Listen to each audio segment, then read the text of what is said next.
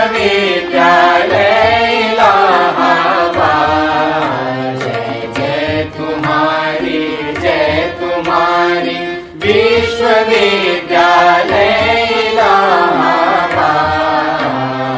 ज्ञान उद्गम ज्ञान संगम ज्ञान के इतिहास। ज्ञान उद्गम ज्ञान संगम ज्ञान के इतिहास। शत शत नमन है विश्वविद्यालय इलाहाबाद। सुंदरम सत्यम शिवम अवधारणाधार। जय तुम्हारी विश्वविद्यालय। सच्चिदानंद रूपाय विश्वोत्पत्त्यादि हेतवे तापत्रय विनाशाय श्री कृष्णाय वयं नमः। जन्माद्यस्य यतोऽन्वयादितरतश्चार्थे स्वविद्यः स्वराट् तेने ब्रह्महृदाय आदिकवये मुह्यन्ति यत्सूरयः। तेजो वारिमृदां यथा विनिमयो यत्र त्रिसर्गो मृषा धाम्ना स्वेन सदा निरस्तकुहकं सत्यं परं धीमहि। सत्यं परं धीमहि।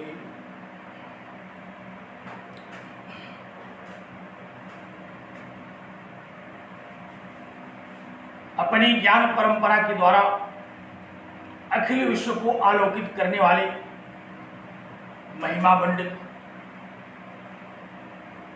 इलाहाबाद विश्वविद्यालय प्रयागराज के संस्कृत विभागीय परास्नातक उत्तरार्ध के प्रिय छात्रों छात्राओं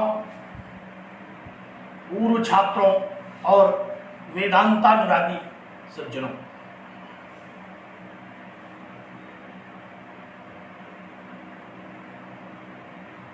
ब्रह्मसूत्र शांकर भाष्य के आधार पर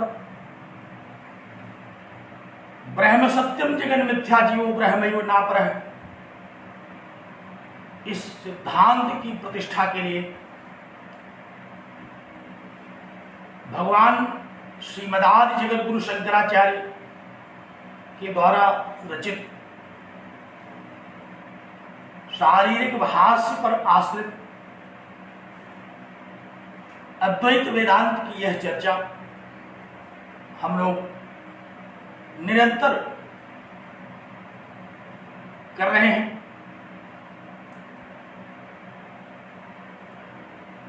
परम तत्व परमात्मा का ज्ञान कराने वाला यह शास्त्र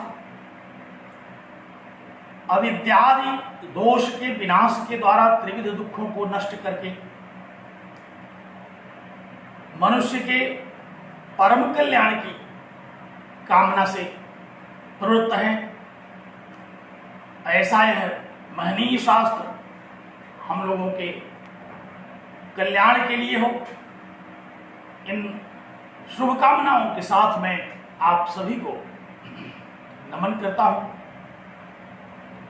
और उसी परम तत्व से प्रार्थना करता हूं कि आप लोगों की बुद्धि इस महनीय शास्त्र को श्रवण करने में अधिगमन करने में समर्थ हो, आपका चित्त एकाग्र हो और इस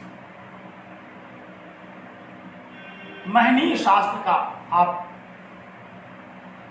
अध्ययन कर सके। इन्हीं शुभकामनाओं के साथ हम लोग आज का यह व्याख्यान पुनः आरंभ करते हैं। स्मरण होगा आपको हम लोगों की यह चर्चा विगत दिनों से अध्यास पर आश्रित होकर के अग्रसर हो रही है। अध्यास क्या है? उत्तरोत्तर इस विषय में गंभीरता पूर्वक हम लोग भगवान भाष्यकार के द्वारा प्रस्तुत सिद्धांतों का अध्ययन करते हुए समझ रहे हैं।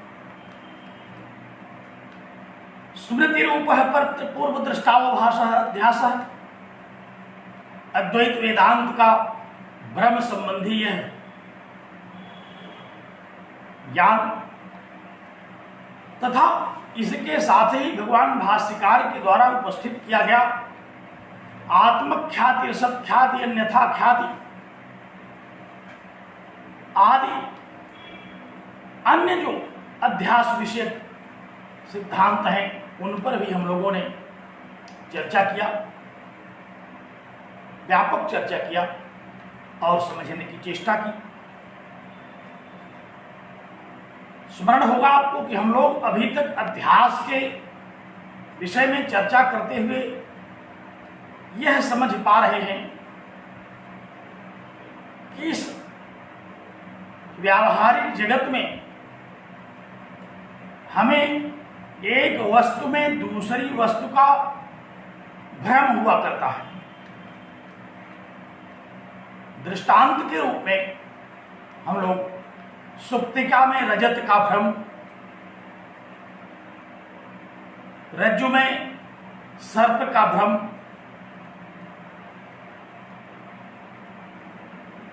और अनेक दृष्टांतों के द्वारा हम इस भ्रम का व्यावहारिक ज्ञान करते हैं। और यह जो उदाहरण दिया जाता है ये वस्तुतः है तो प्रातिभाषिक सत्य,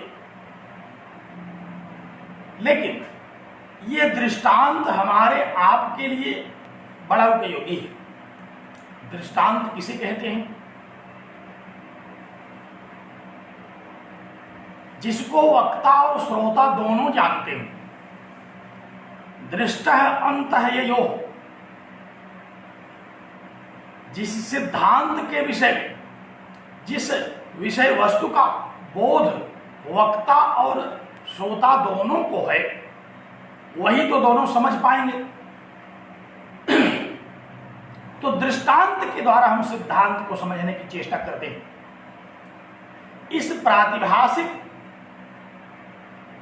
सत्य का अध्यास के माध्यम से, सुप्तिका में रजत आदि दृष्टांतों के माध्यम से जैसे हम ज्ञान करते हैं, उसी तरह से आचार्य का ये मत है कि व्यावहारिक जो सत्य है उसका भी बोध हो जाता है। जैसे व्यावहारिक सत्य में प्रातिभाषिक सत्य आश्रित है, उसी तरह से पारमार्थिक सत्य में यह व्यावहारिक सत्य आश्रित है। तो हम एक एक क्रम से आगे बढ़ते चलते हैं। इन दृष्टांतों के माध्यम से प्रातिभाषिक सत्य का रहस्य तो हम समझ गए, और अब इन्हीं दृष्टांतों के माध्यम से हम आगे जो व्यावहारिक सत्य है इसका भी रहस्य समझने के लिए तत्पर हैं। तो स्मरण कीजिए, विषय पर पहुंचिए, अध्यास की पंक्तियों पर ध्यान दीजिए। एक बात आपकी परीक्षा की दृष्टि से यहां और कहने की है कि हम लोग परीक्षाओं में जो प्रश्न पूछे जाते हैं उन्हीं के अनुसार प्रश्नोत्तर दें। यह बहुत ध्यान देने की बात है कि परीक्षा में क्या नहीं लिखना है, इसको जानते रहना चाहिए। बहुत सारे ऐसे विषय, बहुत सारी ऐसी चीजें उदाहरण के रूप में कई बार व्याख्यानों में शिक्षकगण प्रस्तुत कर देते हैं, जो आपके समझने के लिए तो उपयोगी होता है, लेकिन उसको आप परीक्षा की उत्तर पुस्तिका में लिख देंगे, इसके लिए वह उपयोगी नहीं है।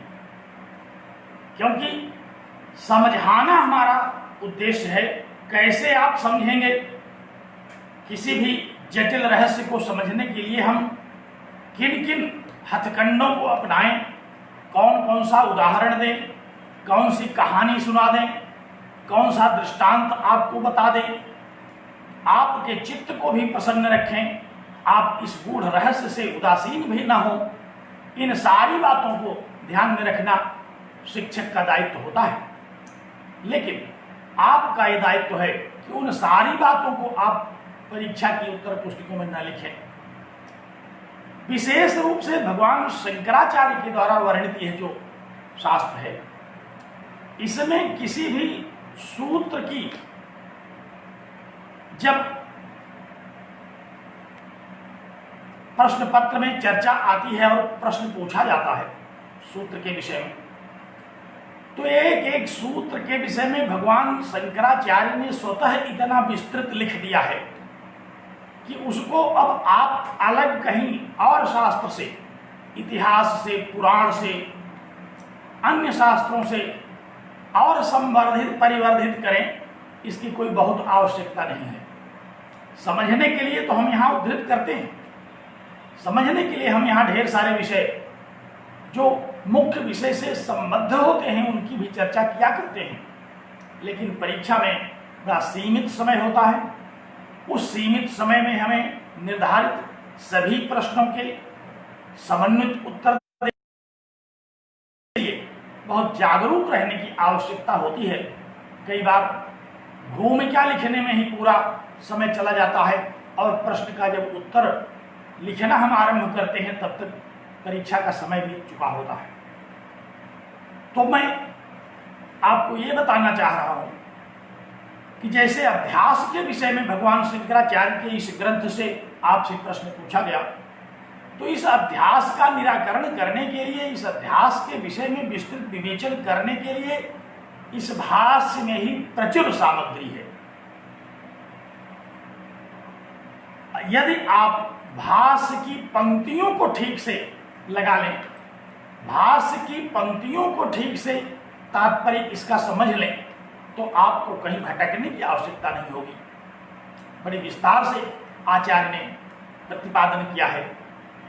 तो इस अध्यास के विषय में भी शंकाएं कहाँ हो सकती हैं, उनका समाधान कैसे हो सकता है, यह सब भगवान शंकराचार्य ने विस्तार से उपस्थित किया है। फिर भी हम लोगों को जहाँ कहीं संदेह हो हम उसे अवश्य स्पष्ट करें। कल मैंने आप लोगों से कहा था कि अपने अपने संदेहों और शंकाओं को लिखिए, लेकिन अभी तक हमें कोई शंका नहीं मिली, आपके मन में कोई शंका नहीं हुई। अच्छी बात है, अगर सारी शंकाएं आपकी निर्मूल होती चल रही हैं तो बड़ी प्रसन्नता का विषय है, क्योंकि ये शास्त्र ही भ्रम पर आधारित है, जगत ही भ्रम है। तो शास्त्र को समझने में भ्रम होना तो स्वाभाविक है, इसलिए आप अपनी शंकाओं को बचाए न रखें, उनको प्रकट करें और उसका समाधान हम लोग खोजें। तो विषय ये चल रहा था कि पूर्ववर्ती दो विषयों में, दो वस्तुओं में परस्पर अध्यास होता है। जैसे सुप्तिका में रजत का अध्यास, जैसे रज्जु में सर्प का अध्यास, ये दोनों वस्तुएं व्यावहारिक सत्य हैं। ये दोनों वस्तुएं पूर्ववर्ती हैं। पूर्ववर्ती माने हमारी इंद्री के सामने है, हम नेत्र से इनको देखते हैं। हम सुप्तिका का वह अधिष्ठान और उसमें अध्यस्त होने वाला वह रजत ज्ञान, इन दोनों से इंद्रिय सन्निकर्ष करते हैं। लेकिन अब कल हम लोगों ने यह प्रश्न उठाया था और हम लोगों ने क्या, भगवान भाष्यकार ने स्वयं इस शंका को उठा दिया था कि दो वस्तुओं का परस्पर अध्यास तो होता है, लेकिन अद्वैत वेदांत में ब्रह्मैकम, जो जहां एक ब्रह्म की, अद्वैत ब्रह्म की बात कही जा रही है, उसमें कैसे अध्यास होगा और आत्मा में कैसे अध्यास होगा, क्योंकि आत्मा ही तो जीव के रूप में हमारे शरीर में है। यही आत्मा जो हमारे शरीर में शरीरी की तरह है, यही तो जीव है। इस शरीर रूपी उपाधि में हो जाने के कारण हम उसी आत्मा को जीव कहते हैं। ध्यान से समझ लीजिए इस बात को। आत्मा और जीव क्या है? आत्मा और जीव में कोई भेद नहीं है।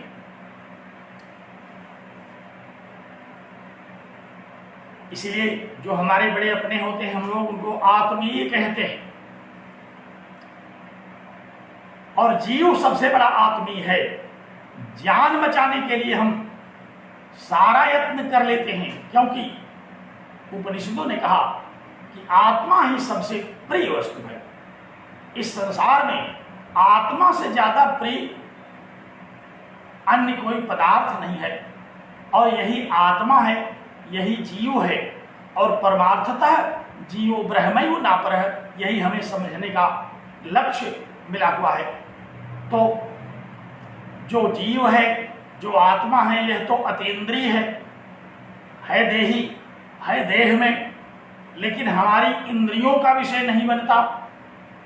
तो फिर हम उस अद्वैत आत्मा, उस जीव को कैसे समझेंगे? क्योंकि अध्यास की जो प्रक्रिया बताई गई उसको तो समझ लिया हम लोगों ने, लेकिन उसमें दो विषयों में, दो वस्तुओं में अध्यास होने की बात कही गई। एक में कैसे अध्यास होगा, इसी दृष्टांत का आरंभ करते हुए आचार्य ने कहा, एक है चंद्र सद्वितीयवत्। जैसे एक ही चंद्रमा दो चंद्रमा के रूप में प्रतिभासित होता है। हमें नेत्र को थोड़ा सा तिरछा बायां कर लीजिए, एक अंगुली आंख के आगे लगा लीजिए, उस अज्ञानोपाधि के कारण एक ही चंद्रमा हमें दो रूपों में दिखाई पड़ने लगता है। दो चंद्रमा के स्वरूप में हम देखने लगते हैं, और यह बात तो सर्वविदित है कि चंद्रमा एक ही है, एक ही चंद्रमा। इसमें किसी को कोई शंका नहीं है कि कितने चंद्रमा हैं। तो एक ही चंद्रमा में हमारे नेत्र में थोड़ा सा दोष उत्पन्न होते ही वह चंद्रमा दो दिखाई पड़ता है। मैंने एक दिन और दृष्टांत दिया था, इसी आविद्यक उपाधि के कारण हमें वस्तुओं का विपरीत ज्ञान होता है। यह जो उपाधि है, यह जो नेत्र में उपस्थित हुआ दोष है, जिसके कारण हमें एक चंद्रमा दो चंद्रमा की तरह दिखाई पड़ता है, यह क्या है? यही अविद्या है, यही अज्ञान है, यही अध्यास है। इसी उपाधि के कारण हमें वस्तुओं का परस्पर भ्रम होता है। जैसे जलाशय के किनारे हम वृक्षों को उल्टा खड़ा हुआ देखते हैं, वह जलाशय, उस जल में जब हम वृक्ष को देखते हैं उल्टी खड़ी हुई दिखती है, जबकि ये संभव नहीं है। उस वृक्ष के प्रतिकूल स्वरूप का दर्शन करने का क्या कारण है? वह जलाशय, जलाशय रूपी उपाधि। एक चंद्रमा दो चंद्रमा के रूप में देखे जाने का क्या कारण है? वह नेत्र में उपस्थित कर दिया गया जो दोष है, उसी के कारण हम एक ही चंद्रमा को दो रूपों में देखते हैं। तो यह अध्यास है, यह ज्ञान, यह अध्यारोप है, यह विद्या की शक्ति है, जिसके कारण हम एक को भी दो के रूप में देखते हैं। इसलिए यदि यह भ्रम हो रहा हो कि अध्यास दो में होगा, अध्यास के लिए दो का होना आवश्यक है, तो इस भ्रम को भगवान भाष्यकार ने इस उदाहरण के द्वारा दूर कर दिया। ध्यान दीजिए, आप लोगों से बार बार मुझे कहना पड़ता है कि ध्यान दीजिए। धीरे धीरे हमारी भाषा में यह दोष उत्पन्न होने लगा है कि हर 5 मिनट के बाद हम कहने लगे हैं कि ध्यान दीजिए, लेकिन हमारी व्यवस्था है कि हम आपको देख नहीं पा रहे हैं। हमारी दृष्टि ऐसी नहीं है कि हम आपको अपने घर में बैठ करके, अपने क्लासरूम में बैठ करके इस कंप्यूटर के माध्यम से देख लें। आप लोग तो हमको देख रहे हैं, लेकिन मैं नहीं देख रहा हूं आपको।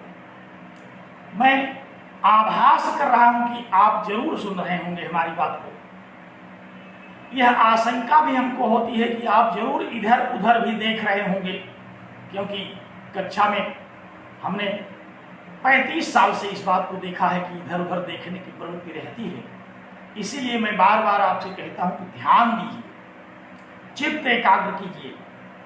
और अब यह वाक्य हमारी भाषा का एक अंग बनता जा रहा है, जिसे वाक्य का दोष कहते हैं। बहुत सारे लोगों में इस प्रकार के दोष पाए जाते हैं।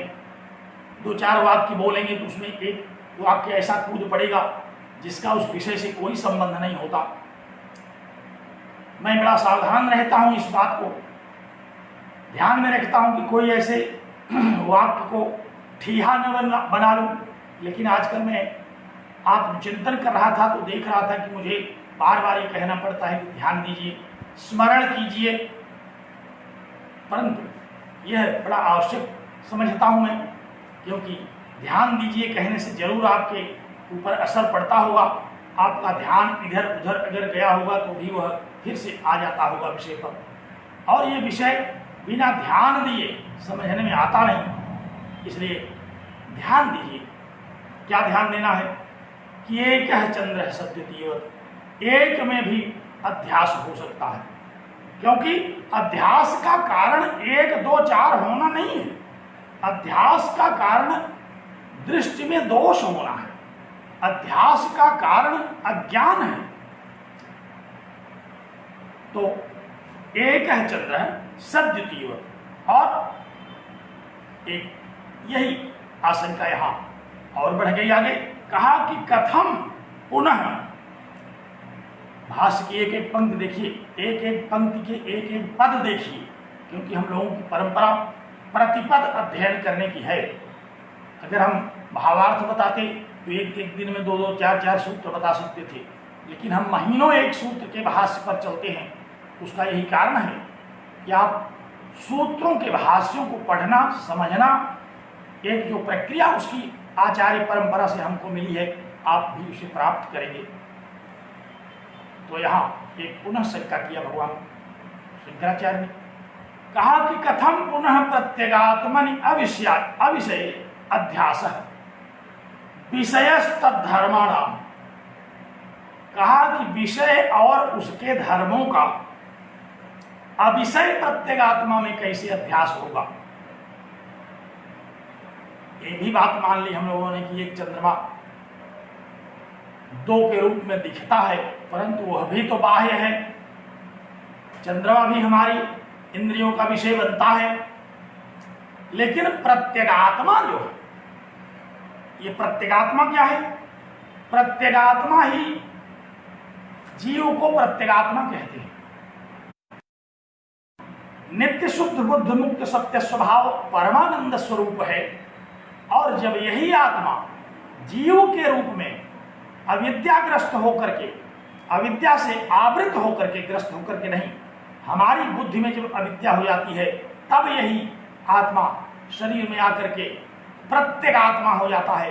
क्योंकि इसको विपरीत अनुभव होने लगते हैं, ये अज्ञान का अनुभव करने लगता है, ये सुख दुख का अनुभव करने लगता है। इसीलिए शरीर में जीव के रूप में रहने वाले उसी आत्मा को प्रत्यगात्मा के नाम से हम कहते हैं। ध्यान रखिए, समझने का विषय है ये, थोड़ा ध्यान देने का है। तो केवल अद्वैत ब्रह्म, उसी को हम आत्मा शब्द से भी कहते हैं, क्योंकि वही हमारा आत्मीय है, हमारे शरीर में जीव के रूप में आ जाता है। और वही देही है, वही जीव है, वही सुख दुख इत्यादि का अनुभव करने के कारण उसी को प्रत्यगात्मा भी कहते हैं। तो कहा कि प्रत्यगात्मनि, इस प्रत्यगात्मा में, इस जीव में जो सुख दुख इत्यादि का अनुभव करने के कारण प्रत्यगात्मा हो गया है, परंतु इसका जो मूल स्वरूप है अतीन्द्रिय होना, अवांग मनस गोचर होना, वह तो ज्यों का त्यों है। तो कहा कि एक चंद्रमा में भी 2 चंद्रमा का अध्यास तो हो सकता है, लेकिन इस प्रत्यगात्मा में जो हमारे नेत्र का विषय नहीं है, जो इंद्रियों का विषय नहीं है, जो अंतर्वर्ती है, जो देही के रूप में है, जो शरीरी है, उसमें विषय है तद्धर्माणाम, बाह्यवर्ती विषयों का और उसके धर्मों का अध्यास कैसे होगा, ये बात नहीं समझ में आ रही है। ये शंका है, ये हम लोगों की एक सहज शंका है कि अध्यास के लिए तो 2 बाह्यवर्ती विषयों का कथन किया गया, जबकि हम पीड़ित हैं अंतर्वर्ती अध्यास से। रोग कोई दूसरा है, दवा कुछ दूसरी दी जा रही है। नहीं, रोग जो है दवा उसी की दी जा रही है। पहले रोग का निदान तो हो। अभी यहां हम लोग निदान कर रहे हैं। जो यह रोग है, जो यह अज्ञान सबसे बड़ा रोग है, उसका कैसे निराकरण करना है, इस पर हम चर्चा कर रहे हैं। तो कहा कि इस प्रत्यगात्मा में कैसे बाह्य विषयों का और बाह्य विषयों के धर्मों का कैसे अध्यास होता है, ये बात समझने की है। ये शंका है, क्योंकि बाह्य विषयों को देख करके ही हम दुखी होते हैं, बाह्य विषयों के विषय में विचार करके ही हम दुखी और सुखी होते हैं। तो हमारे सुख और दुख का मूल कारण तो बाह्यवर्ती है, और अंतर्वर्ती भी जो हमारा मन, अहंकार, इंद्रियां, ये सब हैं, ये भी मुख्य रूप से बाह्यवर्ती ही हैं, क्योंकि ये बाह्य विषयों को ही अपना उद्देश्य बनाती हैं। इंद्रियां तो बाह्य विषयों का ग्रहण करती हैं। विषय विषयाणि इंद्रियाणि, इंद्रियां जो हैं वो विषयों को अपना विषय बनाती हैं, विषयी को अपना विषय नहीं बनाती। इस बात के कारण यह हमें शंका उठ रही है कि जब विषयी हमारी इंद्रियों का विषय ही नहीं है और विषय बाह्यवर्ती है, वही हमको सुख दुख इत्यादि प्रदान करता है, तो इस अंतर्वर्ती प्रत्यगात्मा में कैसे अध्यास की बात कही जा रही है। इसी बात को, इसी आशंका को दूर करने के लिए कहा। कहते हैं कि सर्वो ही पूर्वस्थित विषय विषयांतरम अध्यस्यति। हम लोग देखते हैं कि जितने भी पूर्ववर्ती विषय हैं, यही दूसरे विषय में अध्यास को प्राप्त होते हैं, यही दूसरे विषय में अध्यस्त हो जाते हैं। जबकि युष्मत् प्रत्ययापेत से, यह जो प्रत्यगात्मा है, यह तो युष्मत् प्रत्यय का विषय है नहीं, यह तो अस्मत् प्रत्यय का विषय है। तो युष्मत् प्रत्ययापेत से, जो युष्मत् प्रत्यय से अपेत है, अर्थात युष्मत् प्रत्यय ही नहीं है, बाह्यवर्ती ही नहीं है, हमारी इंद्रियों का विषय ही नहीं है, और प्रत्यगात्मनो अविषयत्वं ब्रवीषि। कहा कि अद्वैत वेदांत इसी को कह रहा है कि यह प्रत्यगात्मा अविषय है। अध्यास के आरंभ में भी हम लोगों ने इस बात को पढ़ा था, जहाँ युष्मत् अस्मत् प्रत्यय गोचरे और विषय विषयों की चर्चा आई थी। वहाँ हम लोग युष्मत् प्रत्यय के रूप में विषय की चर्चा कर रहे थे और अस्मत् प्रत्यय के रूप में विषय की चर्चा कर रहे थे। यहाँ भी ये प्रत्यगात्मा युष्मत् प्रत्यय गोचर नहीं है, ये अस्मत् प्रत्यय गोचर है। इसीलिए यह इंद्रियों का विषय नहीं बनता है। तो कैसे फिर इसमें अध्यास होगा, कैसे इस प्रत्यगात्मा में अध्यास होगा, कैसे इस प्रत्यगात्मा को अज्ञान के कारण सुख दुख की प्राप्ति होगी, यही तो मूल विषय समझने का है।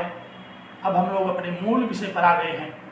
अध्यास के विषय में, अध्यास के लक्षणों के विषय में, अध्यास के विषय में जितने दृष्टांत दिए गए, उन सब से भगवान भाष्यकार ने हम लोगों को केवल इस मूल विषय पर पहुंचने का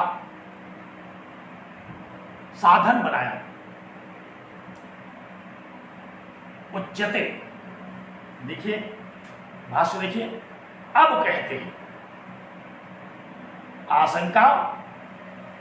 आप समझ गए कि अध्यास तो बाह्यवर्ती विषयों में होता है और परस्पर 2 विषयों में होता है। उसका निराकरण कर दिया गया एक है चंद्र सत्य से। तो हम इस बात के लिए भी विश्वस्त हो गए कि एक विषय में भी अध्यास हो सकता है।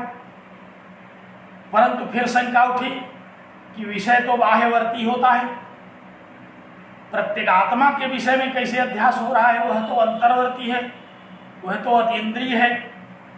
इन सारी शंकाओं को समेट करके अब उच्यते कहते हैं, उत्तर देते हैं, समाधान इसका प्रस्तुत करते हैं। बड़ा रोचक समाधान है।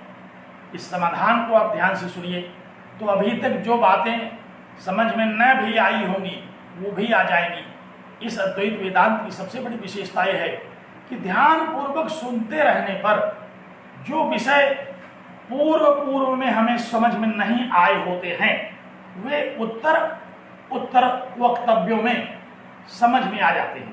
खट से जैसे कोई सांचा किसी सांचे में बैठ जाए, उसी तरह से मन के ये शंकाएं मन की जो हैं ये दूर होती रहती हैं क्रमशः, और सांचे में सांचा बैठता रहता है। हमें यथार्थ ज्ञान, यथार्थ अनुभव होता रहता है। तो उच्चते, भगवान शंकराचार्य बड़े प्रसन्न मन से जोर से बोले। उच्चते वाले कहते हैं, क्या कहते हैं? बड़ी मजेदार बात कहते हैं। कहा कि न तावदयम एकांतेन विषयः, कहा इतनी देर से मैं विषय और विषय की चर्चा कर रहा था, प्रत्यगात्मा की चर्चा तो मैंने की नहीं अभी तक, इसीलिए आपको प्रत्यगात्मा के विषय में यह बड़ी प्रबल शंका उठ खड़ी हुई। लेकिन न तावद एकांतेन अविषय, एकांतेन माने एकदम से ये प्रत्यगात्मा अविषय भी नहीं है। अभी तो विषयों की चर्चा हम कर रहे थे, अब विषय की चर्चा कर रहे हैं। कहते हैं यह जो प्रत्यगात्मा है, यह जो जीव है जिसको हम अविषय कह रहे हैं, जो विषयी है, कहा यह एकदम से अविषय नहीं है। ध्यान दीजिए,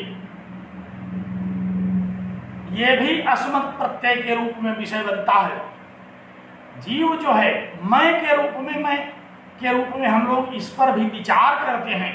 ये हमारी इंद्रियों का विषय भले नहीं बनता, लेकिन हमारे विचार का विषय तो बनता है, हमारे चिंतन का विषय तो बनता है, हमारे अनुभव का विषय तो बनता है। इसलिए इंद्रियों का विषय जरूर नहीं है ये, परंतु यह एकदम से विषय ही नहीं है, ऐसी बात नहीं। भगवान भाष्यकार शंकराचार्य की तार्किक क्षमता का यही तो कमाल है। किसी विषय को कैसे समझा देते हैं तर्क पर, कैसे सूक्ष्म विषय को सूक्ष्मता पूर्ण स्थूलता से सूक्ष्मता की ओर कैसे आते हैं। सबसे बड़ा लाभ आपको इस भाष्य के अध्ययन का ये होगा कि आप सूक्ष्म से सूक्ष्म वस्तुओं को समझने में निष्णात हो जाएंगे। ध्यान से अगर इस भाष्य को पढ़ा गया, सुना गया, समझा गया, शंकाएं उद्भूत और निराकृत की गई, तो व्यक्ति इतना सूक्ष्म बुद्धि वाला हो जाता है, इतना कुशाग्र बुद्धि वाला हो जाता है कि उसको जगत के बहुत सारे भ्रम तो होते ही नहीं, संसार के बहुत सारे दुख तो दूर से ही चले जाते हैं। इसलिए बड़े आनंद का विषय यह स्वयं है। अभी तक विषयों की चर्चा करते करते अब विषय पर जब आए तो उन्होंने कहा कि देखिए ये भी एकदम से अविषय नहीं है। हम जरूर अब तक इसको विषय कहते रहे, लेकिन हमारे विचार का विषय ये बनता है, ये हमारे चिंतन का विषय बनता है। इसलिए न तावद अयम एकांतेन अविषयः, एकदम से इसको आप अविषय भी नहीं कह सकते। अस्मत् प्रत्यय विषयत्वात्, क्योंकि यह अस्मत् प्रत्यय के रूप में हमारा विषय बनता है।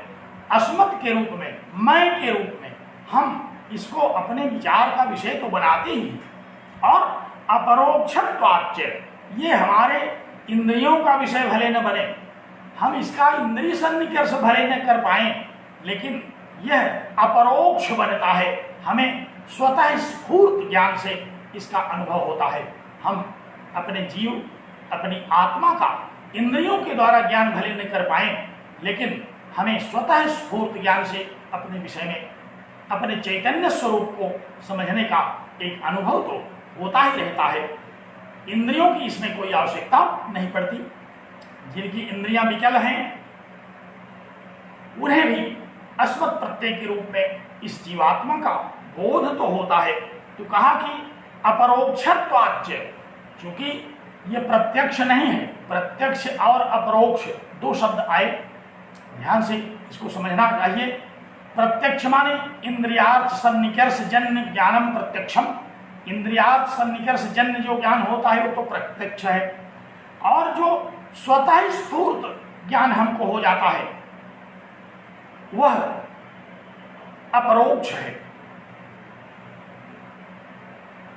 बड़ी महत्वपूर्ण बात एक और यहां समझने की है कि यह मीमांसा स्वतः प्रामाण्यवादी है, स्वतः प्रमाण है। ये जीवात्मा स्वतः अपने विषय में प्रमाण है।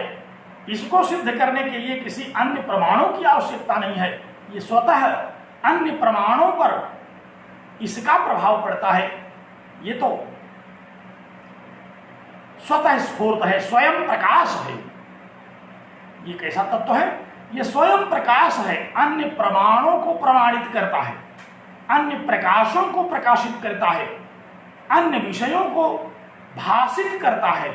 इसलिए यह जो आत्मा है, ये जो प्रत्यगात्मा के विषय में हमें जीव अस्मत् के प्रतीत के रूप में अनुभव में आता है, कहा कि ये अपरोक्षत्वात्, ये अपरोक्ष है, भले प्रत्यक्ष नहीं है, भले इंद्रिय विषय इंद्रिय गोचर नहीं है, लेकिन फिर भी इंद्रियां तो विकल भी हो सकती हैं, लेकिन अपरोक्ष करने के लिए जिस शक्ति की आवश्यकता होती है वह तो सदैव रहता है।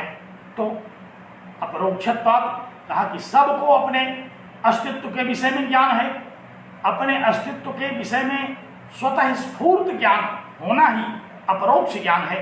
कहा कि ये प्रत्यगात्मा, ये जो जीवात्मा है, यह जो देही है, इस रूप में प्रसिद्ध है। प्रसिद्ध माने प्रसिद्ध किसे कहते हैं? जिसको सब लोग जानते हो। तो अपनी जीवात्मा को कौन नहीं जानता? जीव जंतु पशु पक्षी जितने भी प्राणी इस संसार में हैं, उन सब को अपने विषय में ज्ञान होता रहता है, अपने विषय में उन्हें अनुभव होता रहता है, अपने विषय में उन्हें अपरोक्ष ज्ञान होता रहता है। कहा कि इसलिए अस्मत् प्रत्यय विषयत्वात्, ये जो प्रत्यगात्मा है, भले हमें इंद्रिय गोचर नहीं हो रहा है, लेकिन अस्मत् के रूप में हमारा विषय बनता है, और अपरोक्ष है, भले इंद्रियों का विषय नहीं बनता, लेकिन ये स्वतः स्फूर्त ज्ञान से हमको इसका अनुभव होता रहता है, हमें इसका ज्ञान होता रहता है। इसको जानने के लिए किसी अन्य प्रमाण की आवश्यकता नहीं होती, अन्य प्रकाश की आवश्यकता नहीं होती। यह एक ऐसा परम प्रकाश है, यस्य भाषा सर्वमिदं विभाति, जिसके प्रकाश से यह समग्र विश्व आलोकित हो रहा है। ये सूर्य, चंद्रमा, ये अग्नि जिनके प्रकाश से प्रकाशित हो रहे हैं, वह तत्व है आत्म तत्व। तो इस ऐसे आत्म तत्व को समझने के लिए इंद्रियों की आवश्यकता नहीं है, यह तो अपरोक्ष है। और ये प्रत्यगात्मा प्रसिद्ध है, अर्थात इसके प्रसिद्धि का बिना प्रचार प्रसार किए, बिना कोई विज्ञापन दिए, बिना अखबारों में निकाले, बिना दुंदुभी बजाए, सारे प्राणियों को अपने अस्तित्व के विषय में स्वतः स्फूर्त ज्ञान होता रहता है। कोई किसी से पूछने नहीं जाता कि मैं हूं कि नहीं, किसी को यह जिज्ञासा कभी नहीं हुई कि मैं हूं। हर व्यक्ति अहम अस्मि, इस प्रकार का अनुभव इसी अपरोक्ष ज्ञान के द्वारा करता रहता है। बड़ी महत्वपूर्ण बात बताई भगवान भाष्यकार ने। जब यह बात बता रहे थे विपक्षियों को, मीमांसकों को और नैयायिकों को, विशेष रूप से यह वेदांत समझने की जिज्ञासा किसको हुई थी?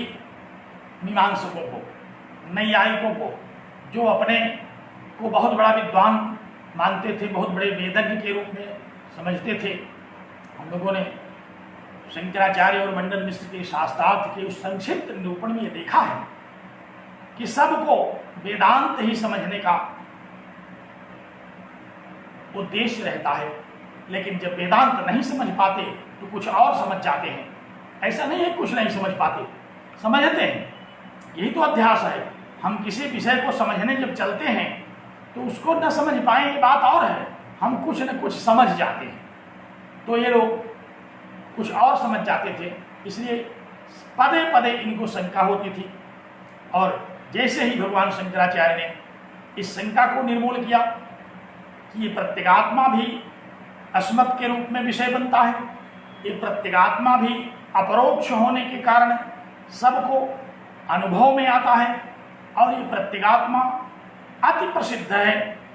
इतना प्रसिद्ध तो कोई दूसरा पदार्थ नहीं है, क्योंकि कोई चाहे जितना प्रसिद्ध पदार्थ हो, कुछ लोग ऐसे होंगे जो नहीं ही जानते होंगे, लेकिन ये ऐसा एक परम तत्व है प्रत्यगात्मा, जिसको पूरे विश्व के सारे देश के, सारी जातियों के, सारे प्रकार के जितने प्राणी हैं, सब इस आत्म तत्व को जानते हैं।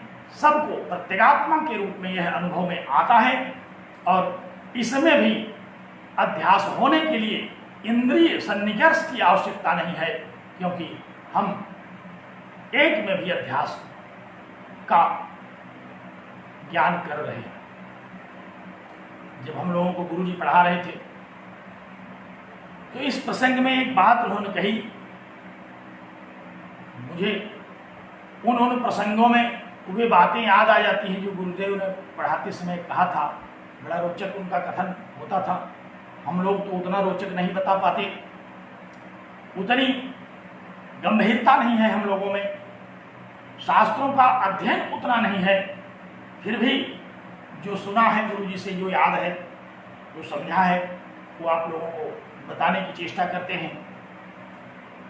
कहा कि जैसे ही मीमांसकों और न्यायिकों को उन्होंने समझाया और वे निरुत्तर होने लगे कि अरे ये तो प्रत्यगात्मा में भी अध्यास होगा। अभी तक तो एक महाप्रश्न था उनके सामने कि अध्यास तो विषयों में होता है, अध्यास तो पूर्ववर्ती वस्तुओं में होता है। अब हम जो सवाल करने चल रहे हैं कि प्रत्यगात्मा में अध्यास नहीं हो सकता, इसका भी खंडन हो गया। थोड़ा निराश हो गए तो कहा कि जब व्यक्ति थोड़ा निराश हो जाता है तो हम लोग भी देखते हैं कि उसको चाय पीने की इच्छा होती है। आप लोग भी जब वो बने लगते होंगे तो चाय लेकर के बैठते होंगे, चाय पी ली जाए थोड़ी। तो यहाँ भी ये जो शंका करके बैठे थे और उनकी शंका जैसे ही दूर होने लगी तो उनको चाय पीने की इच्छा हुई। भाष्यकार कहते हैं न चाय मस्ती, कहा चाय नहीं है, पहले इसको समझो, चाय पीने की आवश्यकता नहीं है। भाष्य देखिए क्या कहा भाष्यकार ने, कहा कि न चायमस्ति नियमः। तो उन्होंने, गुरुदेव ने एक ही शब्द पकड़ा, कहा कि न चायमस्ति। समझाने के लिए यहाँ हम नहीं बुलाए हैं, हम वेदांत समझाने के लिए बुलाए हैं। यहाँ बैठना है तो वेदांत सुनो, वेदांत समझो, चाय नहीं है यहाँ। कहते तो थे वो शब्द के साथ खेलते थे, शब्द के बड़े जादूगर थे। शब्द का जादू सबसे बड़ा जादू है। तो इन शब्दों के साथ इस तरह से आनंद उठ जाता था। तो क्या कहा, ध्यान दीजिए, जादू के बाहर आइए। कहा कि न चायमस्ति नियमः पूर्वस्थित विषय एवं विषय विषयांतरम अध्यस्तव्यम इति। कहा कि ऐसा कोई नियम नहीं है कि पूर्ववर्ती विषय में ही अध्यास हुआ करेगा, प्रत्यगात्मा में अंतर्वर्ती विषयों में अध्यास नहीं होगा। कहा कि ऐसा कोई नियम नहीं। अभी तो हम जो समझा रहे थे, हम वह समझा रहे थे जिसको आप सुविधा से समझ सकते थे। बाह्यवर्ती विषयों में ही अध्यास का उदाहरण हम दे रहे थे आपको, लेकिन ऐसा कोई कानून नहीं है भारतीय संविधान में लिखा हुआ कि आप इस बात के लिए अड़ जाएं कि नहीं अध्यास तो होगा बाह्य विषयों में ही। कहा कि न चायमस्ति नियमः, ऐसा कोई नियम नहीं है कि बाह्यवर्ती विषयों में ही विषय विषयांतरम अध्यस्तव्यमिति, विषय में दूसरा विषय ही अध्यास को प्राप्त होगा, ऐसा कोई नियम नहीं है। बाह्यवर्ती विषयों में दूसरा विषय ही अध्यस्त होगा, ऐसा कोई नियम नहीं है। ये तो विचार करने वालों के ऊपर है कि कितना सूक्ष्म विचार करते हैं। ये जो प्रत्यगात्मा है, ये जीवात्मा है, यह भी विचार का विषय है, इंद्रियों का विषय नहीं है, लेकिन विचार का विषय तो है। इंद्रियों से सन्निकर्ष भले नहीं होता, फिर भी इसमें अध्यास होता है, क्योंकि प्रत्यक्ष का विषय नहीं है, अपरोक्ष का विषय तो है। और अध्यास के लिए विषय होना ही एक शर्त है कि वह विषय बन जाए, तो आत्मा ये जो प्रत्यगात्मा है, ये जीवात्मा है, यह विषय तो है, विचार का विषय है, अपरोक्ष का विषय है, चिंतन का विषय है, अनुभव का विषय है। इन रूपों में ये विषय है, इसलिए न सर्वथा बाह्यवर्ती विषयों में ही अध्यास होगा। न चाहे वस्तु नियम, ऐसा कोई नियम नहीं है कि बाह्यवर्ती विषयों में ही आप अध्यास खोजते फिरें। बहुत हो गया बाह्यवर्ती विषयों को, अध्यास को देखते। अख्याति, अन्यथा ख्याति, असत ख्याति आदि ख्यातिवाद के सिद्धांत में लोगों ने बहुत विचार कर लिया कि बाह्यवर्ती विषयों में एक दूसरे का अध्यास कैसे हुआ करता है। अब उनकी समझ में तो नहीं आया कि आत्मा में कैसे अध्यास होगा, प्रत्यगात्मा में कैसे अध्यास होगा, जीवात्मा में कैसे अध्यास होगा। इस पर अब चर्चा करने का समय आया है, तो आइए इस पर हम चर्चा करें। भगवान भास्कर ने क्या कहा? कहा कि अध्यास होने के लिए प्रत्यक्ष होना आवश्यक नहीं है, अध्यास होने के लिए इंद्रियार्थ सन्निकर्ष होना आवश्यक नहीं है, अध्यास होने के लिए युष्मत प्रत्यय गोचर होना आवश्यक नहीं है। केवल अस्मत् प्रत्यय के रूप में, अपरोक्ष रूप में अनुभव का विषय बनने वाले इस परमानंद स्वरूप आत्मा में जब हमें सुख दुख का अनुभव होने लगा, तो अब यह विचार करने का विषय है कि इसमें भी ये कहाँ से सुख दुख का अनुभव आ गया। जरूर अध्यास हो रहा है। अब हमें इस अध्यास का पता लगाना है, इस अज्ञान का पता लगाना है कि प्रत्यगात्मा में कैसे अध्यास होता है। और रही बात यह कि जो प्रत्यक्ष होते हैं उन्हीं में अध्यास हुआ करता है, तो एक उदाहरण उन्होंने दिखाया, नैयायिकों के लिए बता दिया। कहा कि अप्रत्यक्षे ही आकाशे बाराज तलमलिनतादि अध्यस्यन्ति। कहा कि आकाश में भी लोग अध्यास करते हैं जो अप्रत्यक्ष है। थोड़ा विचार करने की जरूरत है। आकाश का प्रत्यक्ष नहीं होता। आप कहेंगे कि हम तो देख रहे हैं। आप क्या देख रहे हैं? कैसा है आकाश? कितना बड़ा है? किस रूप का है? यह जो आकाश है ये प्रत्यक्ष का विषय नहीं बनता।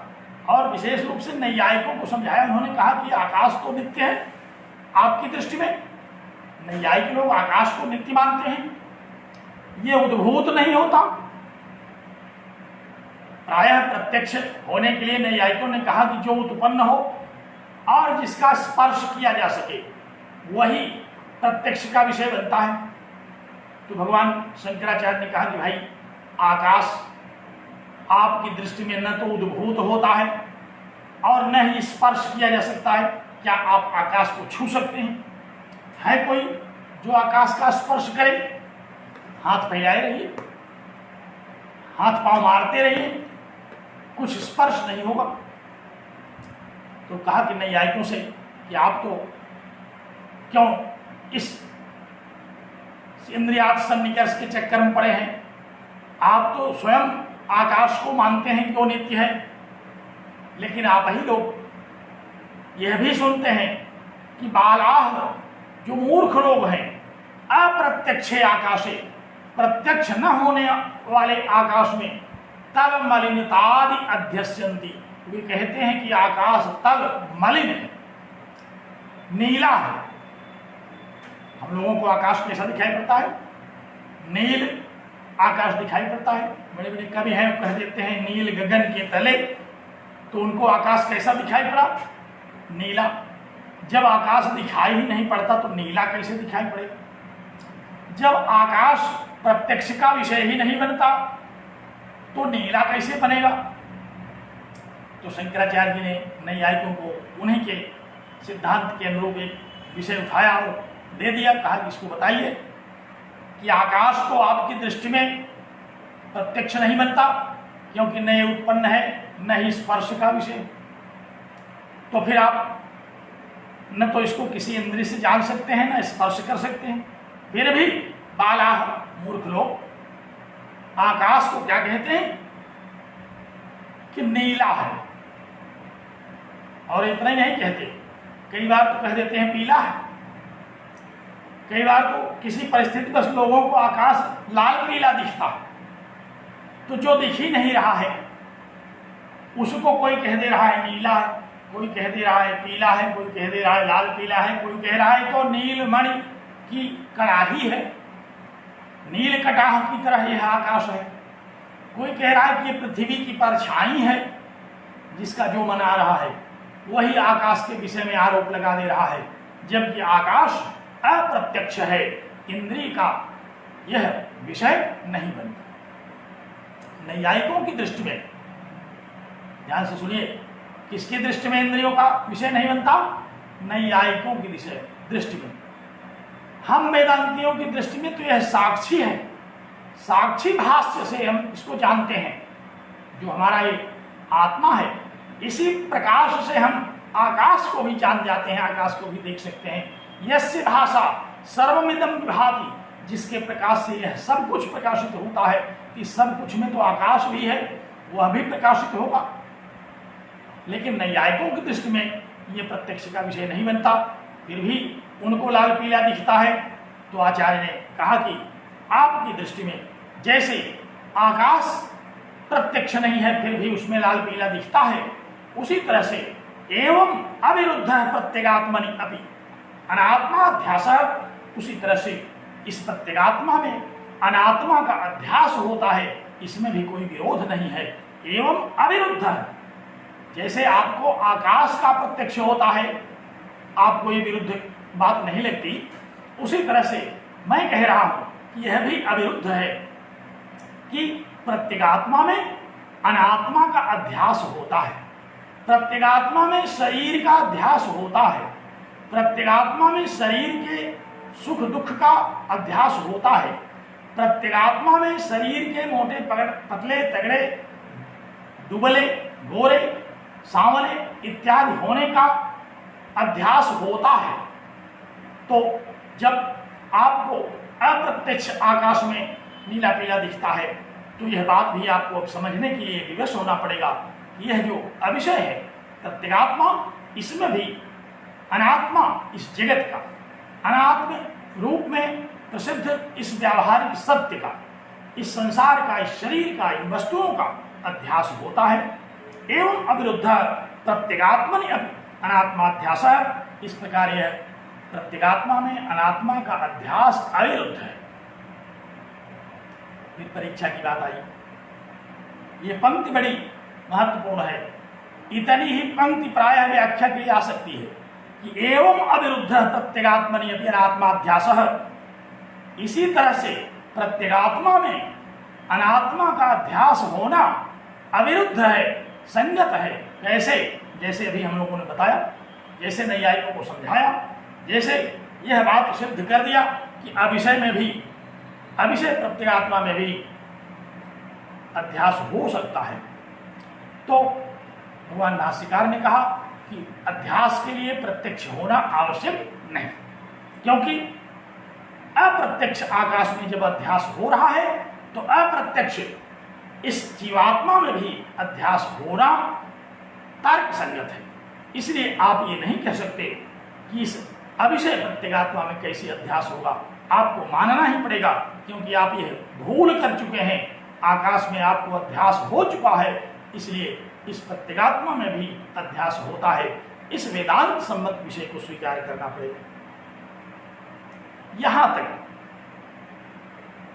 भाष्य की इस पंक्ति तक आचार्य ने अध्यास का निरूपण किया, और अध्यास का निरूपण करते करते एक विषय में दूसरी वस्तु का अध्यास, फिर एक चंद्र में दो चंद्र का अध्यास, और अंततः प्रत्यगात्मा में अनात्मा का अध्यास, यहां तक विषय को पहुंचाया भगवान शंकराचार्य ने। और सब लोग समझने के लिए विवश हो गए। ये कहने की आवश्यकता नहीं है कि वो लोग विवशता में समझे, लेकिन आप इच्छा पूर्वक समझ रहे हैं। यहां से विषय को थोड़ा सा बदलते हैं। भगवान भाष्यकार कहा कि तमेतमेवं लक्षणम अध्यासम पंडिताः अविद्येति मन्यन्ते। ये पंक्ति भी बड़ी महत्वपूर्ण है। किसी श्रोता ने कह दिया कि देखिए आप अध्यास के बारे में इतनी देर से बता रहे हैं, जबकि शास्त्रों में लिखा हुआ है कि अविद्या जो है उसके कारण हम इस सुख दुख को भोग रहे हैं। अविद्या बड़ी महत्वपूर्ण बात है। आप अविद्या की चर्चा तो अभी तक किए नहीं, आप केवल अध्यास को बताए चले जा रहे हैं। अध्यास को सिद्ध करने में लगे हुए हैं कि अभिषेक आकाश में भी अध्यास हो सकता है, इसलिए अभिषेक प्रत्यगात्मा में भी अध्यास हो जाएगा अध्यास तो हो जाए। लेकिन जिस अज्ञान के कारण वेदांत में जिस अविद्या की चर्चा आई, श्रुति स्मृति पुराण जिस अविद्या की चर्चा करते रहे, आपने उस अविद्या के बारे में तो अभी तक बताया नहीं। श्रुतियों में जो हम लोगों ने सुना था, अविद्यायाम अंतरे वर्तमाना स्वयं धीरा पंडितम मन्यमाना, आपने उस अविद्या की चर्चा तो की नहीं। भगवान भाष्यकार ने कहा नहीं, एतम एवं लक्षणम अध्यासम, कहा कि यह जो अध्यास इन लक्षणों वाला मैंने आपके सामने निरूपित किया, पंडिताः अविद्येति मन्यन्ते, इसी को ज्ञानी जन अविद्या के रूप में मानते हैं। यही अध्यास पंडिताः, जो पंडित हैं, पंडित कौन है? जो वेदांत समझने वाले हैं, जिनको देह और देही के भेद में विचार उठता है, वे पंडित हैं। पंडित शब्द से जाति विशेष की बात नहीं आती। आत्म विषया बुद्धि ही सम, आत्म विषया बुद्धि ही पंडा, आत्म विषय बुद्धि को पंडा कहते हैं। गीता के द्वितीय अध्याय के 11वें श्लोक के भाष्य में भगवान शंकराचार्य ने वहां लिखा, जहां भगवान जगत गुरु शंकराचार्य ने उस श्लोक को देखा जहां भगवान श्री कृष्ण ने उद्धृत किया कि गतासु न गतासु स्नान शोचन्ति पंडिताः, जो मर गए हैं उनके विषय में और जो जीवित हैं उनके विषय में भी पंडिताः न शोचन्ति, जो पंडित हैं वो सोचते नहीं। वहां सोचने का क्या मतलब है? शोक नहीं करते। तो पंडित कौन है? जो शोक नहीं करता। और शोक कौन नहीं करता? जो आत्मा के विषय में जानता है, जिसको विद्या और अविद्या का ज्ञान है। तो आचार्य ने कहा कि तम एतम एवं लक्षणम, उसी अध्यास को, तम माने उसी अध्यास जिसको यहां तक हमने विविध रूपों में वर्णित किया, एतम माने यह जो विषय है अब आरंभ हो रहा है, तो उसी लक्षण वाले अध्यास को अविद्या कहते हैं। कौन लोग कहते हैं? कहा पंडिताः, जो ज्ञानी जन हैं, जो आत्म विषय विचार करते हैं, जिनको आत्मा और अनात्मा का विवेक है, वही पंडित हैं, वही इसको अविद्या कहते हैं। तद विवेकेन च वस्तु स्वरूपावधारणम विद्याम आहो, और विद्या तथा अविद्या का, आत्मा और अनात्मा का जो विवेक है उसको जानना। तद विवेकेन, कहा कि इन दोनों को अलग अलग जानने से वस्तु स्वरूपावधारणम, जो वस्तु के स्वरूप का अवधारण होता है, जो आत्मा के स्वरूप का, परमात्मा के स्वरूप का, ब्रह्म के स्वरूप का ज्ञान होता है, विद्याम आहु, उसी को विद्या कहा गया। तो यही अध्यास ही अविद्या है। अभी तक तो हमने लक्षण और परिभाषा से आपको समझाया, क्योंकि श्रुतियों में, स्मृतियों में जहां जहां विद्या शब्द आया था, वहां लक्षण, परिभाषा, दृष्टांत आदि के न्याय सम्मत तरीके से किसी जिज्ञासु को अध्यास के विषय में नहीं समझाया गया था। इसलिए ब्रह्म सूत्र के इस भाष्य में हमने उसको आपके सामने लक्षण, उदाहरण, दृष्टांत पूर्वक प्रस्तुत किया।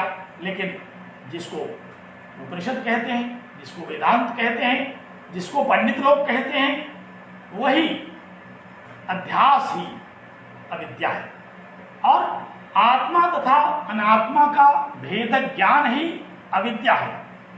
इस भेद ज्ञान से वस्तु स्वरूप निरूपणम, जो वस्तु है, क्या है वस्तु? वेदांत सार में आप पढ़ चुके हैं, ब्रह्म ही तावत नित्यम वस्तु, ब्रह्म ही नित्य वस्तु है।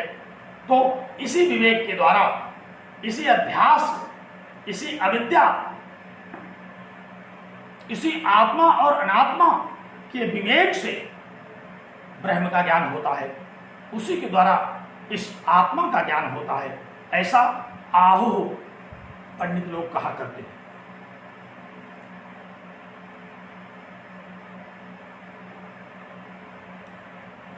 बात मुझे पूरा भरोसा है कि आपकी समझ में आ चुकी होगी। अध्यास को समझाते समझाते भगवान शंकराचार्य ने अविद्या पर प्रकाश डालना आरंभ किया और अविद्या के साथ विद्या की चर्चा की। कहा कि यही अध्यास है, इन्हीं लक्षणों वाला, इसी को ज्ञानी जन अविद्या कहते हैं और वस्तु तथा अवस्तु के भेद को जान करके, आत्मा तथा अनात्मा के भेद को जान करके, विवेक संपन्न होकर के विवेकी लोग इसी अविद्या को विद्या से अलग कर देते हैं। क्योंकि जो अविवेकी हैं उनको विद्या और अविद्या अलग अलग प्रतिभाषित होती है, एक में प्रतिभाषित होती है। लेकिन जो ज्ञानी जन हैं, जो पंडित जन हैं, वे विद्या को अलग और अविद्या को अलग कर देते हैं।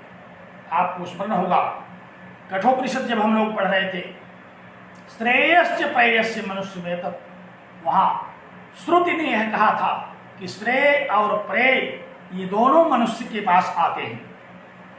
श्रेय माने अविद्या और प्रेय माने अविद्या और श्रेय माने विद्या। ठीक से समझ लीजिए इस बात को। श्रेयश्च प्रेयश्च, श्रेय से क्या अभिप्राय? श्रेय माने जो श्रेयस्कर है, विद्या, और प्रेय माने जो प्रिय लगे भले श्रेयस्कर न हो, वह है अविद्या। कहा कि मनुष्यों के पास ये दोनों आते हैं। तो जो ज्ञानी जन हैं वे तो प्रेय की तुलना कर लेते हैं श्रेय से और प्रेय की अपेक्षा श्रेय का वर्ण कर लेते हैं। लेकिन जो अज्ञानी जन हैं वे श्रेय को छोड़ करके प्रेय का वर्ण कर लेते हैं। तो पंडित लोग कौन हैं? जिनको आत्मा और अनात्मा का ज्ञान है, श्रेय और प्रेय का विवेक है, विद्या और अविद्या का विवेक है, ऐसे जो ज्ञानी जन हैं वे ही इसको, जो अज्ञानात्मक स्वरूप है इसको तो अविद्या, और जो परम ज्ञान स्वरूप है उसको विद्या कहते हैं। इसीलिए हम लोग उपनिषदों को ब्रह्म विद्या कहते हैं, वेदांत को ब्रह्म विद्या कहते हैं, भगवद गीता को, ब्रह्म सूत्रों को ब्रह्म विद्या कहते हैं। संसार में इस वेदांत के अलावा जितने शास्त्र हैं वे सब अविद्या हैं, क्योंकि वे संसार में हमको बांधते हैं, संसार के बंधन में हमको कस करके जकड़ लेते हैं। लेकिन ये वेदांत, यह सा विद्या या विमुक्त है, ये वह विद्या है जो हमको इस बंधन से विमुक्त करता है, जो हमको काम क्रोध लोभ मोह मद मात्सर्य अज्ञान जन्य इस जगत से, इस प्रातिभाषिक और व्यावहारिक सत्य से बंधन मुक्त करता है, वह विद्या है। तो भगवान शंकराचार्य ने यहाँ तक अध्यास को समझाते हुए अविद्या के विषय में और विद्या के विषय में प्रकाश डाला। ये पंक्ति ये भी बड़ी महत्वपूर्ण है परीक्षा की दृष्टि से कि तद विवेकेन च वस्तु स्वरूपावधारण विद्याम आहु। यह भी एक पंक्ति अगर आ गई तो हमें उन्हीं विषयों का व्याख्यान, उन्हीं विषयों का निरूपण, उन्हीं विषयों का विवेचन अभी तक जो किया गया अध्यास भाष्य में उसे करना चाहिए। अब यहां एक जिज्ञासा और उठती है। मान लीजिए हम लोगों को आज यह ज्ञान हो गया कि आत्मा निर्लिप्त है, इस प्रत्यगात्मा पर विचार किया जा सकता है। लेकिन आज तक हम लोगों ने इतने पाप कर रखे हैं, उस पाप का फल तो भोगना पड़ेगा। उस पाप के कारण हमें इस जगत के बंधन को तो स्वीकार करना ही पड़ेगा। तो फिर हम इस वेदांत का ज्ञान क्यों करें? अब तक अनादि काल से हम इस व्यावहारिक जगत में जन्म और मृत्यु के भवजाल में, जगत जंजाल में, भंवर में पड़ते रहे हैं। अब इतना पाप और पुण्य तो हमको मिल ही चुका होगा कि हम न जाने कितने वर्षों तक, कितने युगों तक इस संसार में बंधे रहेंगे। तो फिर इस वेदांत को पढ़ने से क्या लाभ है? बहुत सारे ताउष्टिक होते हैं, वेदांत न पढ़ना पड़े इसके लिए कारण खोजते हैं। ताउष्टिक किसे कहते हैं? हम लोगों ने सांख्य में इसकी चर्चा की थी कि थोड़े से लीचड़ तर्क के द्वारा, कमजोर तर्क के द्वारा संतुष्ट हो जाना उनका काम है। तो कोई ये कह सकता है कि अनादिकाल से जब यह संसार चला रहा है, अनादिकाल से जब हमने इस शरीर को धारण कर रखा है, अनादिकाल से जब हमने इस शरीर के द्वारा न जाने कितने पाप और पुण्य अर्जित कर रखे हैं, तो आज हमें वेदांत का ज्ञान ही हो जाएगा तो कैसे मुक्ति मिलेगी? क्योंकि कर्म फल तो भोगना ही पड़ेगा। बड़ी गंभीर जिज्ञासा है, बड़ी गंभीर समस्या है। इस गंभीर समस्या पर भगवान शंकराचार्य ने यहां बड़ा सरल वक्तव्य दिया। समस्या क्या थी? समस्या आपने समझा कि अनादिकाल से जगत जंजाल में जब हम पाप पुण्य के इस भवजाल में बंधन हैं, बंधन ग्रस्त हैं। तमाम लोग अपने विषय में लिखना शुरू कर दे रहे हैं, इस बात से सहमत हैं। और हम लोग भी जब पूजा पाठ कहीं करते हैं तो वहाँ भगवान के सामने यही तो कहते हैं कि मत समपात की नास्ति। तो अपने पापों का हम स्मरण कर लेते हैं, इसलिए वेदांत पढ़ने से कोई फायदा नहीं। पापों का फल भोग करके भी हम इस संसार में बने रहना चाहते हैं, क्योंकि प्रत्यगात्मा अब पापों से तो युक्त हो गया। प्रत्यगात्मा में ये सारे पाप और पुण्य तो अध्यस्त हो गए, इनको कैसे छुड़ाया जाए? भगवान भाष्यकार उसका निराकरण करते हैं, कहते हैं तत्रैवं सति यत्र यदध्यासः तत्कृतेन दोषेन गुणेन वा अनुमात्रेण संबध्यते। कहा इस बात को समझ लीजिए कि ऐसा होने पर भी तत्रैवं सति, अनादिकाल से इस प्रत्यगात्मा पर अध्यास के कारण जो भी अज्ञान जमा हुआ है वह आत्मा पर कोई प्रभाव नहीं डाल पाता। यह प्रभाव किस पर है? यह प्रभाव इस शरीर पर है, इस शरीर के धारण करने वाले जीव पर है। लेकिन जैसे ही आप जीवो ब्रह्मैव नापरः समझ जाएंगे तो जीव का जो जीवत्व है वो तो ब्रह्मत्व में परिवर्तित हो जाएगा। जीव ने शरीर को प्राप्त करके पाप और पुण्य किया है, आत्मा ने तो कोई पाप पुण्य किया नहीं। जैसे ही यह विवेक होगा वैसे ही आप जैसे वस्त्र उतार करके फेंक देते हैं शरीर से, उसी तरह से शरीर रूपी इस वस्त्र को उतार करके फेंक देंगे। क्योंकि आत्म तत्व का जैसे ही यह हमें ज्ञान होगा कि इस आत्मा में कोई अध्यास नहीं होता, इस आत्मा में किसी भी वस्तु का, किसी भी विषय का प्रभाव नहीं पड़ता, तो आपको आत्मा का यथार्थ ज्ञान होगा। इसी बात को भगवान शंकराचार्य कह रहे हैं। मैंने एक दिन और उदाहरण दिया था कि जिस वस्तु पर जिस अन्य वस्तु का अध्यास होता है, अध्यस्त वस्तु का आरोपित उस वस्तु पर कोई प्रभाव नहीं पड़ता। जैसे रज्जु पर जो सर्प का अध्यास होता है तो उस रज्जु में सर्प के जो विष इत्यादि प्रभाव हैं वे रज्जु में नहीं पड़ते। सुक्तिका में अनादिकाल से रजत का अध्यास लोगों को होता चला आ रहा है, लेकिन कोई भी सुक्तिका आज तक रजत नहीं बन पाई। बहुत सारे लोग, एक बार क्लास में एक महाशय ने कहा कि मनुष्य बनने के पहले बंदर था। एक दो छात्र चित्रकूट के बैठे हुए थे। हमने कहा कि जाकर के अपने पूर्वजों से पता करो, वहां तो बहुत बंदर हैं, क्या 100-200 वर्ष में कोई बंदर आज तक मनुष्य हो पाया? अगर मनुष्य होने के पहले बंदर होना आवश्यक है तो कोई न कोई बंदर अब तक मनुष्य हो चुका होगा। तो बंदर होने से मनुष्य कोई हो जाएगा? मनुष्य पर बंदर का अध्यास हो रहा है, ऐसा नहीं। विवेक करना पड़ेगा। रजत रजत है, सुक्तिका सुक्तिका है, मनुष्य मनुष्य है, बंदर बंदर है, रज्जु रज्जु है, सर्प सर्प है।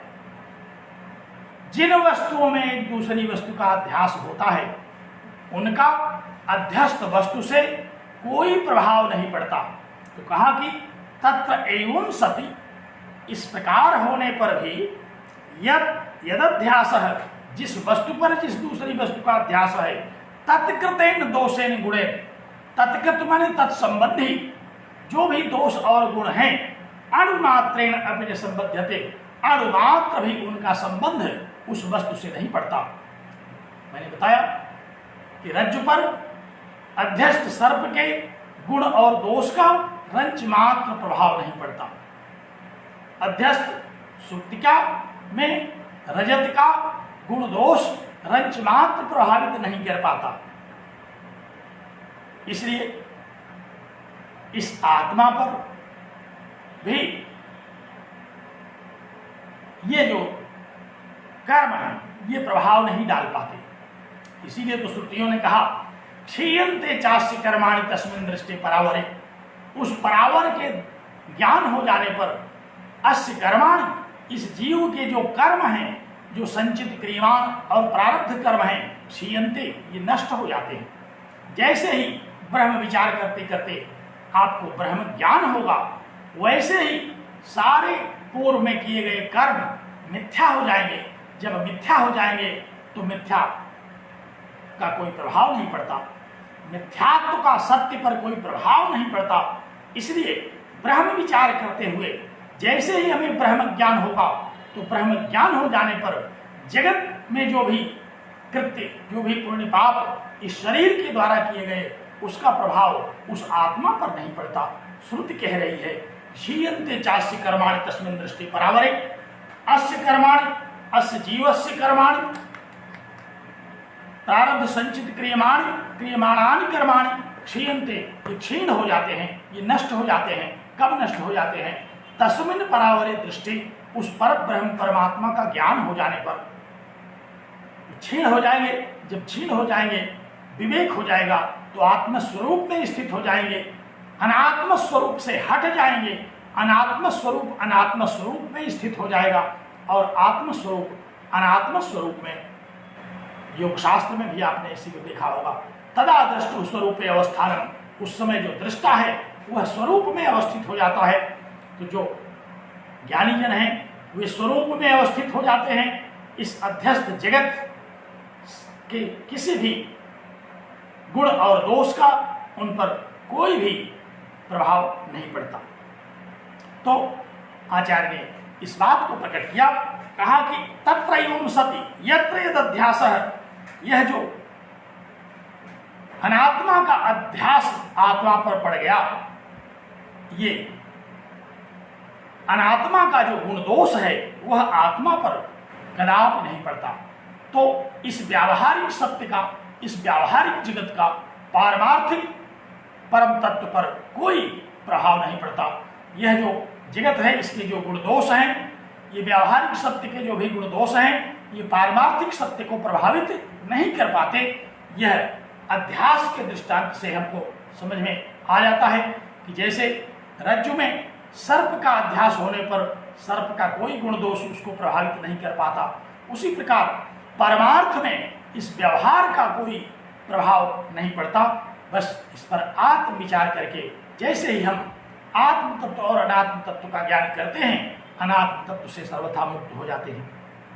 लेकिन जब तक आत्मा और अनात्मा का विवेक नहीं होता, जब तक आत्मा और अनात्मा का ज्ञान नहीं होता, तब तक यह जगत व्यवहार हमें सत्य प्रतीत होता रहता है। तब तक हम इस जगत व्यवहार में सन्नद्ध रहते हैं, इसके सुख दुख आदि को भोगते रहते हैं। जन्म जन्मांतर हम इस संसार के जंजाल में फंसे होते हैं। तो इसलिए आत्म तत्व का ज्ञान ही इस जगत जंजाल से मुक्त करने में समर्थ है।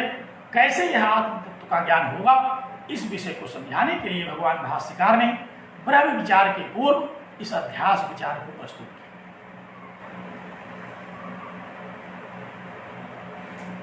मैं समझता हूं कि अब पर्याप्त समय हो गया। आज का व्याख्यान अब हम यहीं बंद करें। अगले अध्यास विषय व्याख्यान की चर्चा हम पुनः कल करेंगे। बहुत आनंददायी और रोचक यह विषय है।